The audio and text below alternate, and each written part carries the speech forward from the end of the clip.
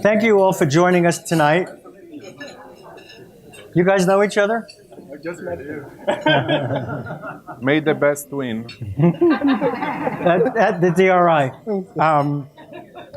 I'm Bruce Siegel. I'm a member of the Executive Committee, Secretary of the National Board. My wife Rachel and I are so passionate about a cure for diabetes because in January 20th of 1989, you know how I got that date down pat, our daughter was diagnosed with type 1 diabetes. I had gone to law school. I wasn't going to be curing this by becoming a doctor.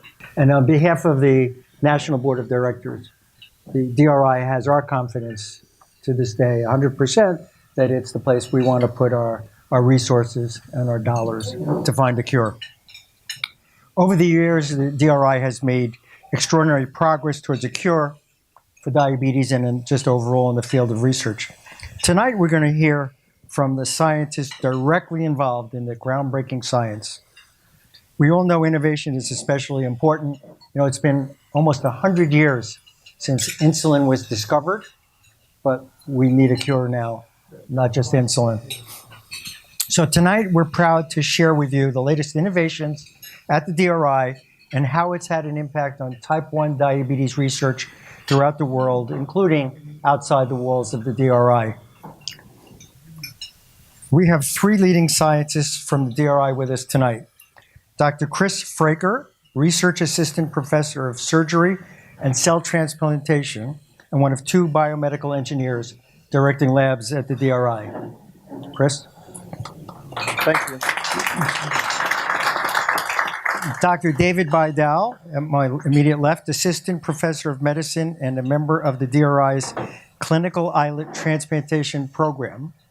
He also serves as a University of Miami site principal investigator of the National Institutes of Health-sponsored Type 1 Diabetes TrialNet.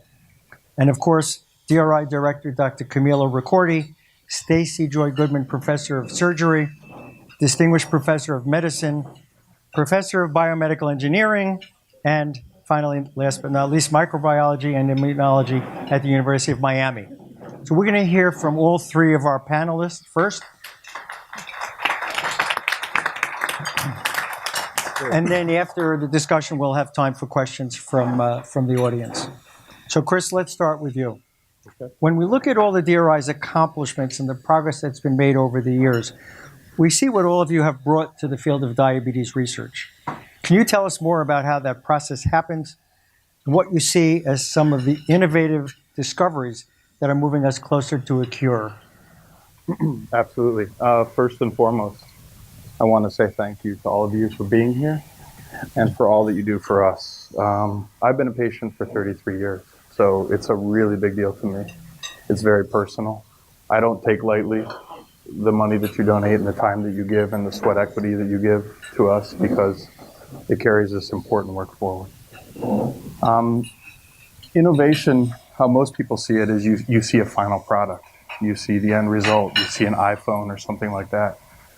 What I see every day, which is really interesting, is how all of that begins and the time it takes to get there sometimes. I mean, innovation to me is like a seed and the final product is the tree, the branches of the tree. And the thing about that is that I see the branches of the tree as how we share that information with other centers. This is the philosophy of Dr. Ricordi and has always been.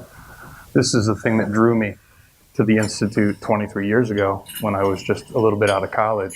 And Dr. Ricordi helped me get through my graduate studies, made me a professor, and gave me that commitment back. So it's an important thing. I'm going to talk to you about a couple areas that I think are really exciting right now. The first of which is the cell transplant and the cell supply issue that we have. I mean, one of the ways that we're trying to cure diabetes is by transplanting insulin-producing cells. And one of the biggest sources of those insulin-producing cells is stem cells, and we're fast looking into stem cells. I mean, there's a lot of research focused on stem cells. The issue with stem cells as a biological cure, there's several problems. Stem cells have the potential to differentiate into other types of cells, so they don't necessarily become the cell you want. That's one adverse event. The other is that they can become tumorigenic. In other words, they can generate tumors and cause cancer in the body. So one of my colleagues at the DRI has been working hard to battle both of those things and developed just recently published data showing that he developed a system to wipe out those cells while leaving the cells that are turning into the insulin producing cells within a transplanted graft. In other words, he developed a double fail-safe to get rid of cells that escape and become other types of cells and cells that are turning into tumors. Now why is this important? There are many groups that are very close to the clinical application of stem cells, groups like SEMA or ViaCyte.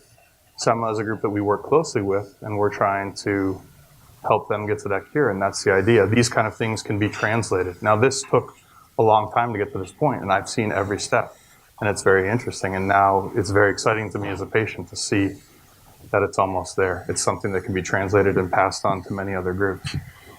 Another area of research that Dr. Bandala is working on too has long been a controversial topic, and this is again in stem cells, and there was a hot discussion for many years as to whether or not cells in the pancreas can regenerate and if new insulin producing cells can be formed. And there was a lot of people on the side saying yes, and there's a lot of people on the side saying no. We have definitively demonstrated that indeed you can regenerate insulin producing cells out of the pancreas, and the cells actually come from the part of the pancreas that makes up the majority of the tissue, not the insulin producing cells, but the larger part of the tissue that is not normally used. And we are now generating insulin producing cells from that tissue by giving small molecules, basically little compounds that you can inject, and they will regenerate these cells in the pancreas. So why is that important? If we could somehow stop the immune response and regenerate those cells, that to me would be the easiest way to a cure. You would have functional cells within your pancreas again. You would not need immunosuppression.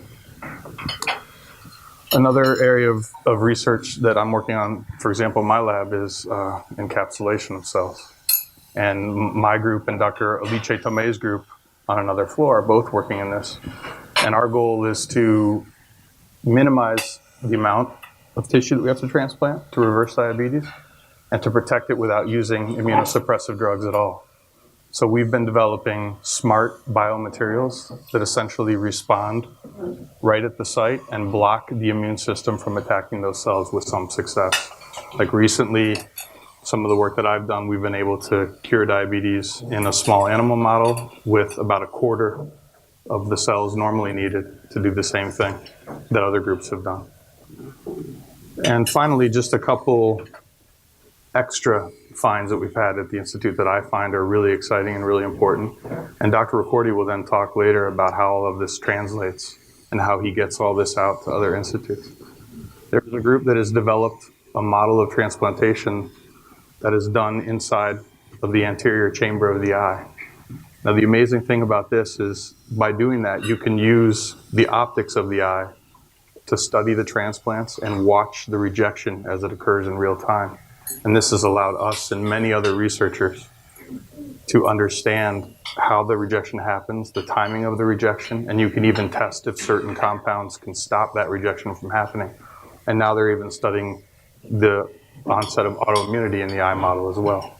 And I believe that David will speak on the clinical trial that they're starting to do in patients with this therapy.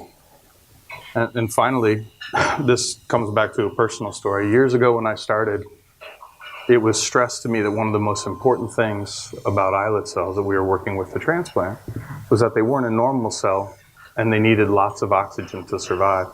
So we began looking at ways to supply oxygen to these cells, different ways that we could do it. And we had these compounds called perfluorocarbons. So this really speaks to how the ideas happen. We were sitting around a table at a meeting. Camilla was giving us ideas. Another Dr. Navarrete was talking about it, and all this came together. External collaborators gave us ideas as well. And we developed these nanoemulsions out of the perfluorocarbon that would supply oxygen to the cells. And I'd done a lot of work with that with some success. About 4 years ago, a group from the Department of Anesthesia came over, and this is outside of diabetes, but it shows you how things translate. And they said, well, do you think we could mix anesthetic compounds in these emulsions and deliver them instead of being inhaled as injectable drugs? And we were able to do that and brought that almost to the point of a clinical IND. So it just gives you an idea of what innovation is at the DRI, and then how that will translate out to other institutes. Importantly to me, about a year after I was diagnosed, my endocrinologist at the time, this was the first time I had ever seen an endocrinologist, said to me that I would be lucky with diabetes at the age I was of 15 or 16 if I lived to be 40 or 45 years old.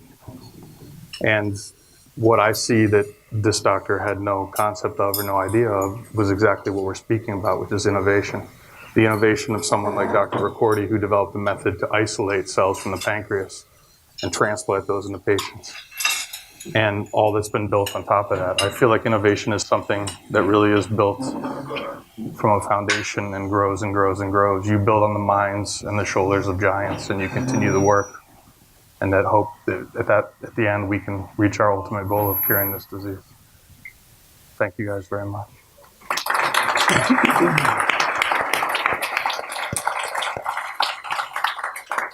Thanks, Chris. That was great. Now, David, we'll turn to you. Clearly, it's very exciting when we see research moving into clinical trials that Chris suggested you could give us some information about. Can you tell us more about the patient studies being conducted at the DRI and how these trials impact ongoing research, even outside of the DRI's walls? Yes, I'll be happy to. I'm going to stand because I move a little bit, so you can see me. Sorry, I tend to move too much on the chair. So we have done a lot of clinical studies, and my job today will be to provide you a little bit of an overview of how that has had an impact in type 1 diabetes. But to put this into context, I think it was important for us to look at it in a diagram, understanding diabetes and the natural history of diabetes. So if you look at this picture here, you will see that on the left, you have the function of islets. So the amount of insulin cells that you have that produce insulin from the beginning, that's where diabetes starts. You only have a genetic predisposition. You don't have the disease yet. So you have all the cells that you need, but you already have a predisposition to develop the disease. Ultimately, the immune system becomes active and you have antibodies in the blood. At this point, you're starting to lose some cells. And you can see that the line and the color changes from yellow to orange. So you start losing a little bit of beta cell function. You don't have the disease yet. As time progresses, ultimately, the sugars become abnormal. You don't have the disease yet. In the end, diabetes is diagnosed, where you see there's stage 3. Symptoms occur. And downstream, as you look at the red line, that's when you have established disease, when you have just a minimal amount of islets. And keep this in mind, because this is important in the context of the clinical trials that the DRI has been involved in over the past years. So next slide, please. You can imagine that depending on where you fall in this diagram, there will be different types of risks, and ultimately diabetes at the end. If you click the next, please, for the next slide. So I want to focus your attention. This is where we have been doing several clinical trials when you have established disease. And at that point in time, you have very little, if any, insulin-producing cells. So it makes sense that to treat at that particular time point, you need to give cells. You need to have a cellular treatment because you need to replace what has been lost. And in that particular area, and I'm sorry because they look very small, there's a lot of different clinical trials involving cellular therapy with islet transplantation, where we have done islet alone. We have done islet transplantation with bone marrow to try to induce a tolerant environment to prevent rejection. We have done islet transplantation in patients that had a kidney transplant, taking advantage they're immunosuppressed, giving them an islet to improve their diabetes. We have tested other therapies to try to see whether we can prolong the life of the beta cells or improve the engraftment, which means how many cells implant after we put them. And one of the things that we have learned is that, first of all, to reach a cure, there needs to be collaboration in science. And there's a particular study that we were a part of, which is the Consortium in Islet Transplantation, CIT-07. This was a multi-center trial. We were part of it. And this study actually finally gave an answer that islet transplantation can improve diabetes, eliminate severe hypoglycemia, and have an impact in quality of life, which is allowing us now to pursue a license application to try to be reimbursed. And maybe by insurances, we can open up trial islet transplantation, not only in the context of clinical trials. But we've learned that the liver where we put them is probably not the best place for several limitations. And because of that, we're actually exploring another side that you may be aware of, which is the omentum. that is going to give us the ability to engineer the site and add other therapies, because we have a cellular therapy that works. We just need to optimize it. And by having a correct site that allows to put in other interventions, whether new cells, whether vascularization improvements, that may optimally lead to better results long-term with islet transplantation. And then beyond the scope of cellular therapies, we're also looking at anti-inflammatory and immunomodulatory therapies. You probably have heard about our Poseidon trial, where we're using high doses of omega-3 and fish oil. And that falls here in patients that have had diabetes for a long period of time and also early on in the disease. If you click the next slide. So now let me shift the attention from cellular therapies and immune anti-inflammatory therapies late in the disease course, right, when we have established disease. But what about early? Can we learn a little bit from looking at clinical trials earlier in the stages of the disease? So in stage 1, where you see risk that is low, that's when you start doing monitoring studies. You start trying to identify children or adolescents or adults at risk of developing antibodies. In the next stage, click again, please. We have done studies in patients that already have the antibodies. So we participated in clinical trials. They don't have the disease yet. They have the antibodies. So can we do something to prevent them from having the disease? And there are some studies that we have already tested in this group. The next slide. These are patients that have antibodies, but now their sugars are not good. They don't have diabetes yet, but their risk of developing diabetes is much higher, right? They have autoimmunity, and their sugars are not good. Can we intervene and prevent the onset of diabetes? And there's a current study, mentioned their anti-CD3, that has 70 or so patients, and the results of this study will be presented at the ADA, the American Diabetes Association, this year. So I don't have information about that particular results at this time. Come on, you can tell us confidential. You know that. Not yet, but I'm excited. I'm hoping that we will have good data. And in the next one, if you click where we have disease diagnosis, right? There's much more trials because it is a patient population that they have the disease already. Let's intervene early on. And we have tested several immunotherapies. Listed there, you will see a bunch of them. The ones in white are the ones that had actually some sort of effect, either by decreasing the loss of insulin production, or we have seen a preservation of insulin for a year or two with those therapies. So, excuse me, and then Poseidon is also listed here because, as I mentioned earlier, you have the Poseidon study in patients that had disease for a long period of time and also early in the disease course. But what have we learned from these trials is that, first of all, we don't think that a single immunotherapy will do the trick. The immune system is just too smart. We need to tackle it from different sides or different pathways.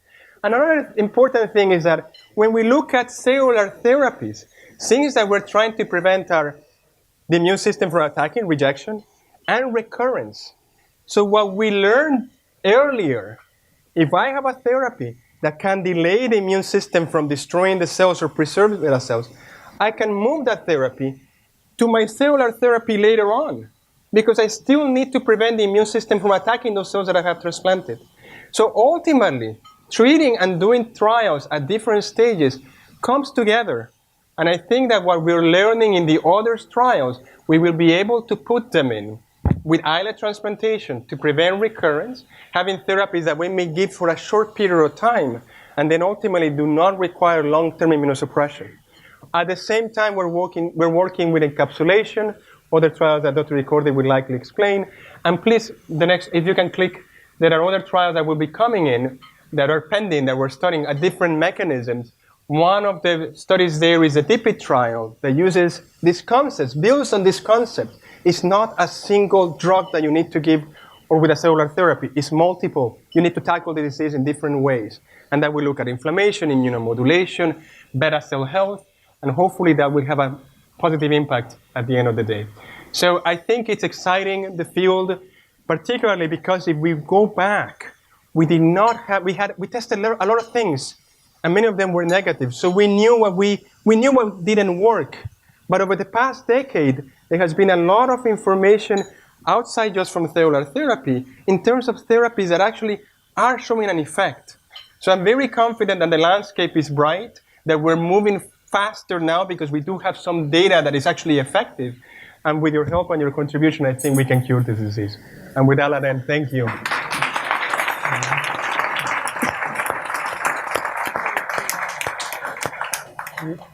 Wow. Thank you, David. If you hold questions till the end, we could hear from Camila first. Camila, one of the things that I find unique about the DRI, it's its comprehensive approach to address the challenges of curing this disease, particularly the biohub strategy in its three areas: site, sustainability, and supply. Can you explain the biohub strategy and why this comprehensive approach is so critical to find the cure? I can try. Yes. So the biohub strategy is centered around these three pillars because the idea is that you need to address first how to improve engraftment and function of the cells that you transplant, where you transplant them, and how they can live and thrive for the life of the recipient. But then you also have to address a second pillar, that is, how do you do this without anti-rejection drugs and without anything that could introduce other side effects or risk to the patient receiving the cells. So if to have these cells live for the rest of your life, you need to take anti-rejection drugs that may increase the risk of infection or cancer or other problems. It may not be a very good idea, and maybe the artificial pancreas is better. Then when you can do this without anti-rejection drugs and induce intolerance, reestablish this tilting this balance towards tolerance against aggression to the cells, then you will say, well, now where do we find enough insulin-producing cells to treat the millions that will need this transplant? And we're not just talking type 1, we're talking also all type 2 patients that need insulin because they exhaust their ability to produce insulin in the course of the disease. So islet transplantation would become a lottery, and then that's why we're already now working on other way, either regenerating insulin-producing cells from the pancreas or transplanting insulin-producing cells derived from the stem cells. But all these have to go in parallel. People ask me, why do you have 160 people working on 3 different pillars on 60 different projects? Because we have to move in parallel. Otherwise, if we solve the problem of the site in the next 5 years, and then we say, okay, now we have to induce tolerance, and we have to spend another 7 years to induce tolerance, then I say, oh, guess what? Now we don't have enough cells, and we have to address the source and how to get enough insulin-producing cells, then we are delaying, it becomes a 20-year gap. So working in parallel is a must, but at the end are all pieces of a puzzle to compile what will be the ultimate biologic replacement that will allow islet transplantation or stem cell-derived insulin-producing cells or regeneration of insulin-producing cells from the native pancreas to occur in the safest, most efficient way possible and in a way that is also affordable and scalable. That was a nutshell of the 2-hour story. Okay, thank you. So, Camila, can you share your vision for what's coming next? What are some of the most exciting projects at the DRI? So now I don't want to take any part on saying which one is my favorite or not, but I will do. It's like, I think we have an amazing new development. The fact that the only constant in science is change, and the speed of change is exponential. So you say what we knew 2 years ago is not what we know now, and the ability to adapt our research teams. The reason we are at this fast track center for testing and we have platform technology to allow our scientific teams to move with whatever is the best technology emerging is critically important to our mission, so that we have things that we didn't even imagine 5 years ago, like mesenchymal stem cells have been shown to improve not only insulin production, and we now are going to publish the 8-year follow-up results of a randomized prospective trial that we did 8 years ago that show that not only you produce more insulin 8 years after a stem cell transplant without any anti-rejection drugs, but you also prevent the progression of complication, both retinopathy, kidney disease, neuropathy. This has been major. So this is a program that we will carry forward together with Stanford and our DRI in China collaborators, and we just received last week the approval from FDA that approved the IND for this kind of procedure, so we will be able to seek now NIH support or any other support to carry forward this clinical trial together with Stanford and our other collaborators worldwide. The other is the islet transplantation trials we discussed has been a milestone to be able to finish the phase 3 trial. Today, I received a call from FDA, the letter that we have been approved for orphan drug designation, which is a way to say, thank you.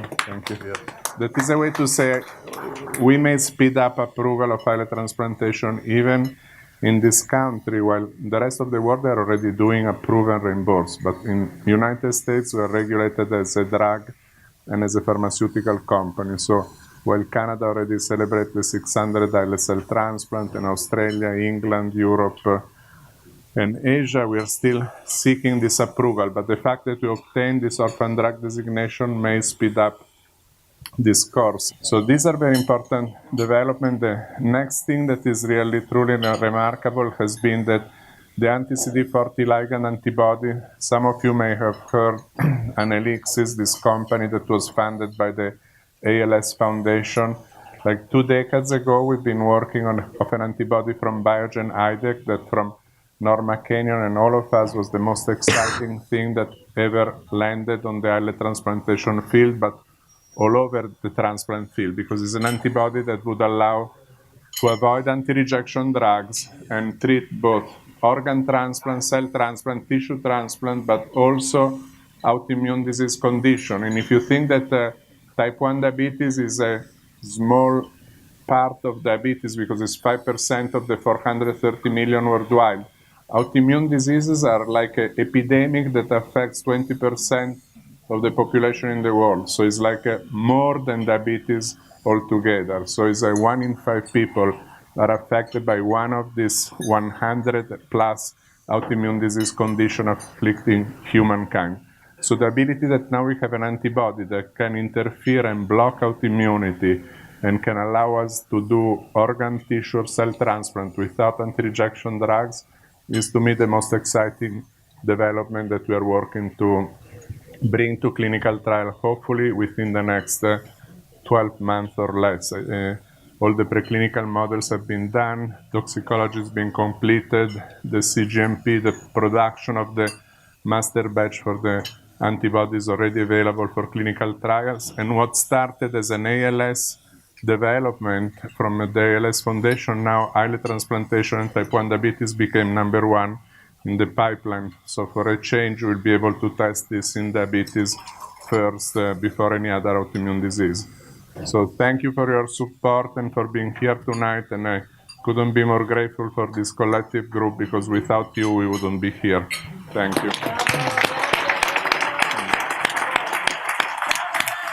And Bonnie. Kelly, you have mics?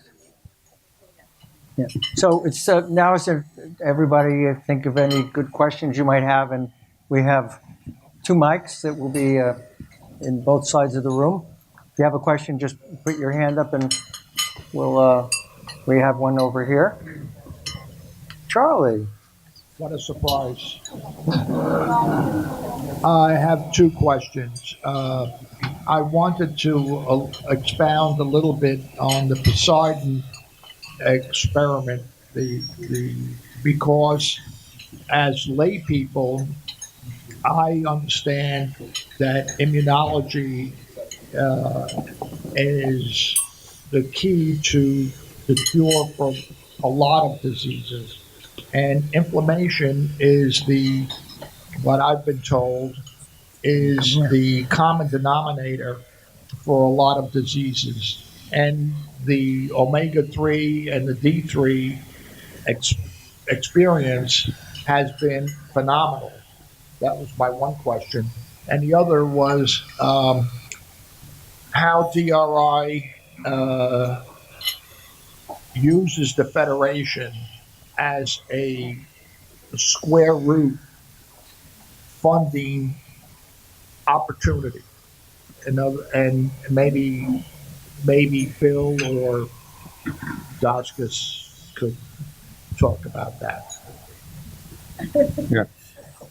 Well, if I may, thank you for asking that question. Like the Poseidon, I didn't mention like the most exciting thing because it's already happening and is not is like happening and established. It's like the best thing. It's like it's not future.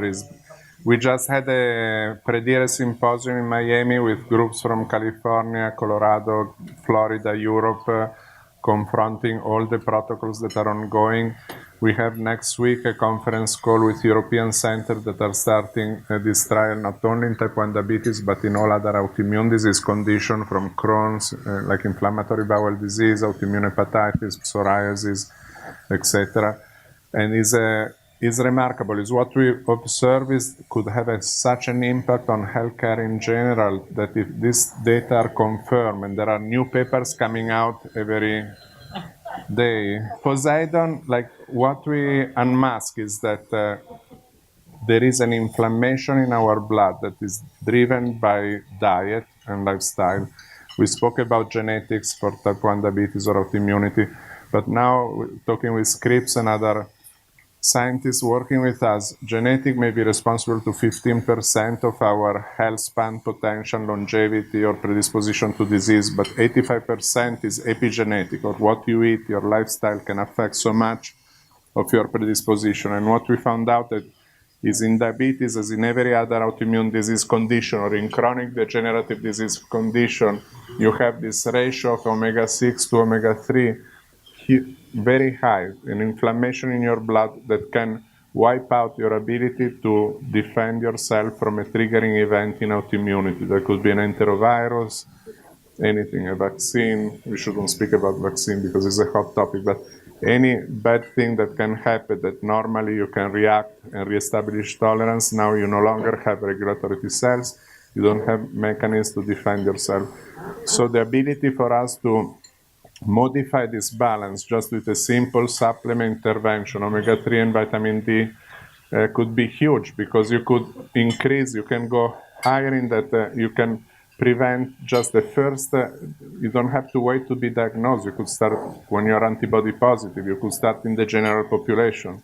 Like in my family, even if we don't have type 1 diabetes, my wife, my mother, my ex-wife, my children, everyone takes omega-3 vitamin D because it's good for your health. It's been published that is the best predictor for a health span is this ratio omega-6, omega-3. So not just for prevention of cardiovascular, stroke, or other problems, but also for general health. So it's something that we will continue to explore, and it's something that is really, I receive messages every day. I can share my WhatsApp of today. I have at least 5 messages from people and patients and families worldwide thanking me because they started sharing this protocol and applying to their children or their relatives.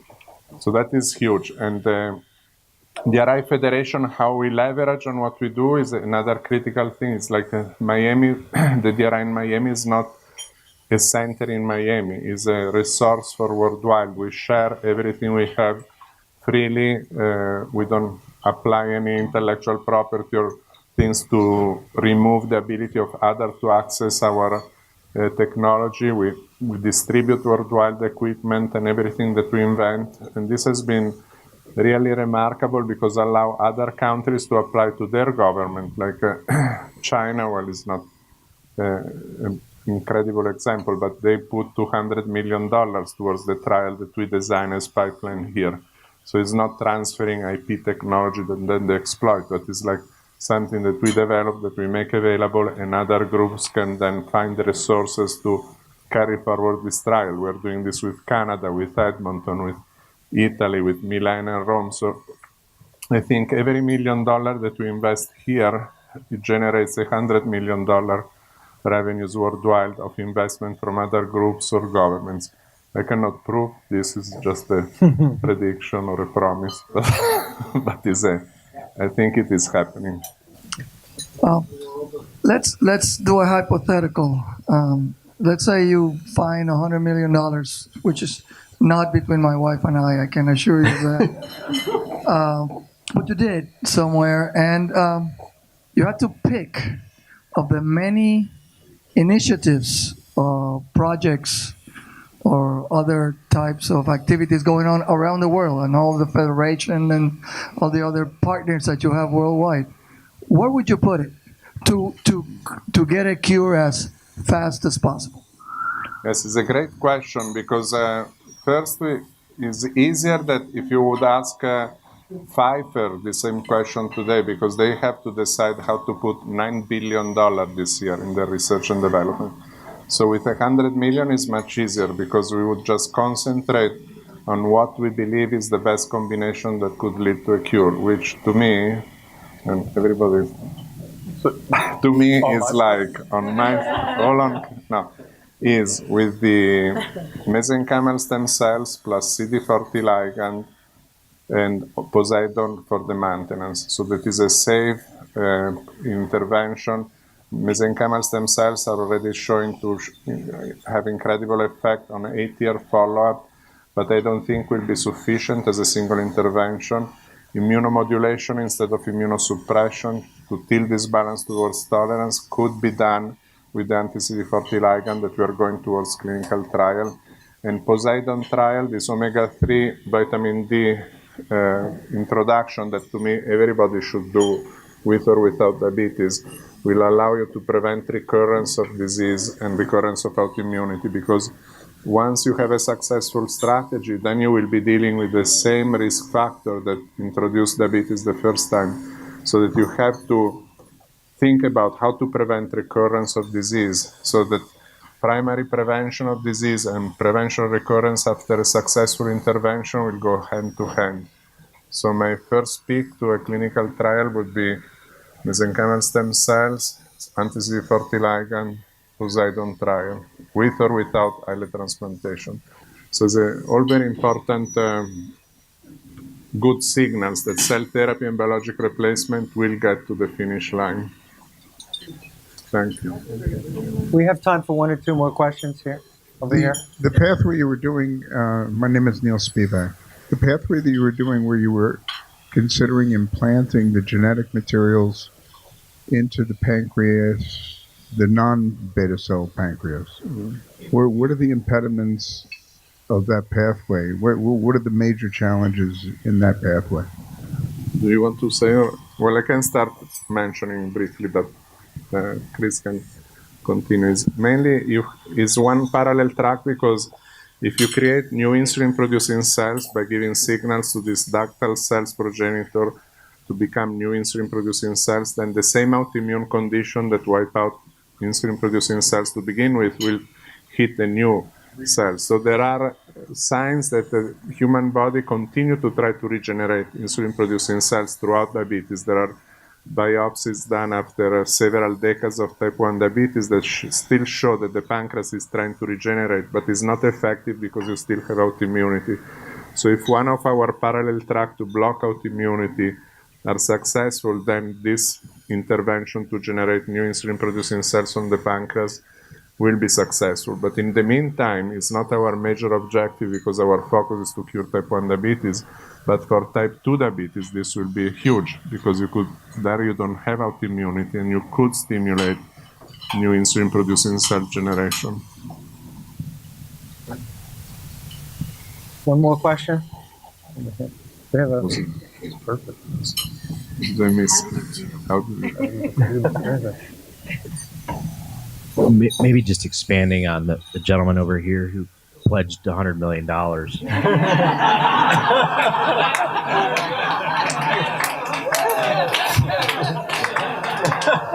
I thought it was 150.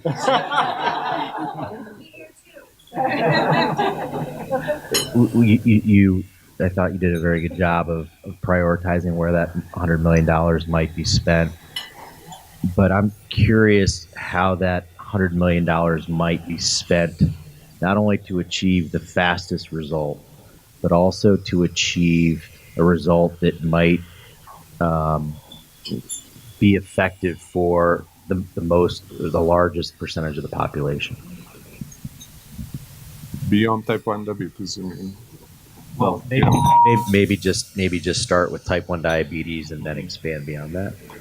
Yeah, well, the fact that you will be able to reverse autoimmunity will start with our trial, with our 100 million trial in type 1 diabetes, but will be immediately transferable to the other 20% of the worldwide population that has other autoimmune disease condition. There is the autoimmune epidemic has been published recently. More than 100 autoimmune disease conditions affecting around 20% of the population worldwide. This is not. This is huge, and if you think what are the risk factors and how we can affect them through prevention and nutrition and supplements and compensating this imbalance that we generated through this silent inflammation in our body, if the Poseidon trial is confirmed, will be huge for all autoimmune disease prevention and also for general health, preventing chronic disease related to age progression and healthy lifespan. So just prolonging healthy lifespan by 2 years would produce a saving in the healthcare system of 7 trillion just in United States. So it's huge. I mean, so this, if you think prevention, we are not about prevention, but we are about prevention of disease recurrence. But what we are studying in this area could have the huge impact for the general population beyond diabetes, beyond autoimmunity, and for general health span.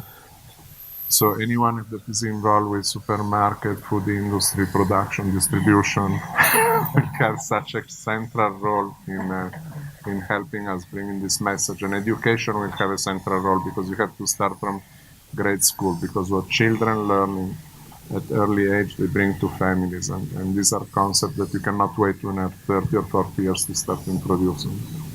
First, I want to thank everyone for coming. I think it was an unbelievable discussion, for me anyway.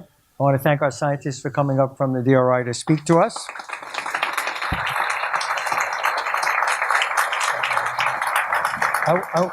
I want to know when we can book our flights to Stockholm to hear somebody speak at a very famous hall. But first, I want to introduce the DRIF's new CEO, Alice Rudd O'Rourke, who's come to us most recently from the Leukemia and Lymphoma Society, where she was the Chief Development Officer. I know Alice has gotten a chance to meet many of you, and she, I'm sure, will like to meet the rest of you in a small setting as soon as possible. So, Alice, to wrap up. Very nice. Can you hear me? Thank you. So thank you. Thank you for joining us here tonight. Many of you are from the tri-state area, but we also have some very special visitors that have come to us from Florida and sometimes via trips to Boston and many other exciting places. So welcome all of you. We're so happy to have you with us tonight. Thank you for being part of this incredible, vibrant, and caring community that I've had a chance to get to know in the last 3 months. And thank you for supporting the scientists. They have the talent that few of us, I would dare say, have. And they also have the temperament to have the patience that it takes to keep at it when most of us are used to dealing in a world where we need quarterly updates, right, and quarterly reports to our shareholders. And that's also, that patience and that temperament is also made possible by the generosity of our donors. So thank all of you. Thursday afternoon was a very important afternoon in my short tenure here. I began the afternoon meeting with some leaders in the area of diabetes research, and they confirmed for me what I know and now know, and what many of you have known for a long time, that this is a very important organization, the DRI, a leading organization in diabetes research. Later that afternoon, in the early evening, I went to a DRI event, and there was a philanthropist at that event. It was at Dreams, the very successful, the magnificent Dreams on Thursday. And this was his very first outing with the DRI, and he asked me to come over and speak with him for a few minutes, and he said, you know, I don't have any connection at all to diabetes, but I give to organizations that are important, to organizations that are authentic, and this is an important and authentic organization. He figured that out in just a couple hours at an event and wrote not $100 million check, but a very important check and a great way to start a relationship. So Thursday was just a real terrific day for me as a new employee, as the CEO of the organization. I'm here tonight not to ask you to make a donations cross, all right? So if you were holding your breath, thinking that we were just about to get to that point, I want to tell you we're not going to get to that point tonight. I'm not going to ask you to write a check, but I am going to ask you to meet with me, with a board member, with another donor, with one of these scientists, with a patient, and I'm going to ask you to, in the next week, I'm going to reach out to each and every one of you and ask you to sit down with me and have a conversation in which I am sure that we are going to be able to discover something of the work that you heard about here tonight that's very, very important to you, something that you personally want to impact. And then that's when I'll ask you if you would make a donation to something that you'll be able to see the impact of, something you'll be able to own the impact of and be very proud of, as I'm sure you're proud of all the donations that you've made before. So again, thank you for being here today. Thank you for everything that you've done to support diabetes research, whether you've supported it here at the DRI, at JDRF, at Joslin, wherever it is. It's going to take all of us to get over the finish line. And I look forward to getting to know all of you more and finding ways that we here at DRI can interest and inspire you and have your philanthropy follow that. So thank you again. Safe home.